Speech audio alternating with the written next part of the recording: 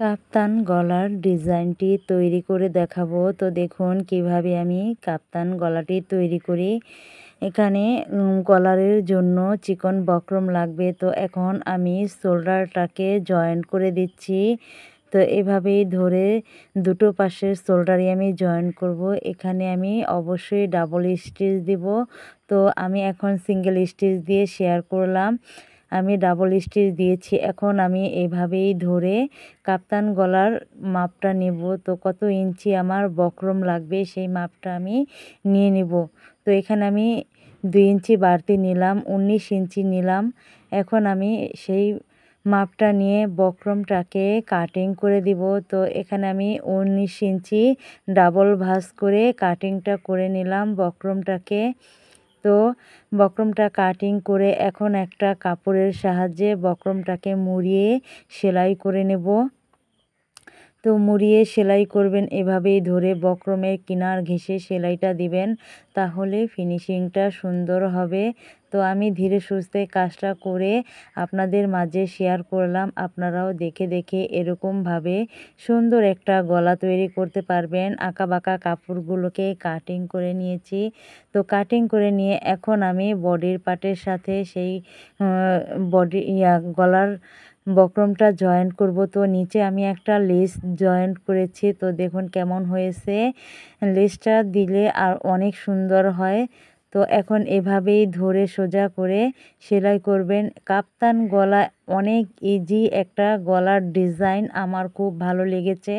তো এভাবেই ধরে আমি দেখে তারপরে সুন্দর করে ফিনিশিংয়ের সাথে জয়েন্ট করতেছি।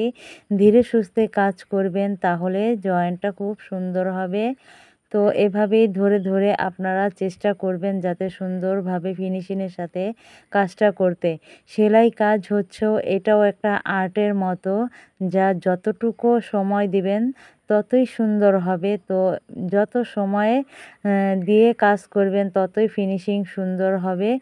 তো ভিডিওটা যদি ভালো লাগে লাইক কমেন্ট ও শেয়ার করে আপনাদের টাইমলাইনে রেখে দিতে পারেন। পরবর্তীতে দেখে দেখে এভাবেই আপনারা এই গলার ডিজাইনটি তৈরি করতে পারবেন। ও সেলাই কাজ শিখতে চাইলে পেজটাকে ফলো করে পেজের সাথেই থাকুন। প্রতিনিয়ত আমি ভিডিও ছাড়ি। তো এখন এখানে আমি চিকন করে একটা চাপ সেলাই দিয়ে নেব। চাপ সেলাইটা দেওয়ার ফলে কলার গলাটা সুন্দরভাবে ফিনিশিংভাবে বসে থাকবে, কোনো আঁকাবাঁকা হবে না। তো চাপ সেলাইটা দেওয়া হয়ে গেছে। এখন আমি এই জায়গাটা এইভাবেই ধরে সুন্দর করে একটা চাপ সেলাই দিয়ে নিলাম। তো আপনারা ফুল ভিডিওটা লক্ষ্য করে দেখবেন, তাহলেই কাজটা শিখতে পারবেন। তো এখন আমার গলাটা জয়েন্ট হয়ে গেছে।